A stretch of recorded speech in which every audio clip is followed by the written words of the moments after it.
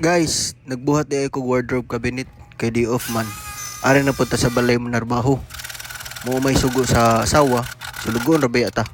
Una ani, atong sukaton og putlon ang plywood sa desired dimensions nato base sa atong plano. Pero nganong murag mas daghan man ang abog kaysa kahoy. Sunod, i-assemble nato, butangan og wood glue, din screws para ligon. Guys, pasensya kayo, dili na ko mapakita ang pag-install sa ato ang pultahan. Kay nakatawag ang recorder. Ako na lang isaysay ang mga panghitabo. Diri na ang laay. Ang isa ka pultahan wala man ma-align. Duda nako pag fix na nako sa wall some parts na binat. Rason na lang na nako para di makasaban sa asawa. Walay problema mga amigo. Atong i-revise atong plano. Pero kung dili gid madala, atong i-rebrand abstract design.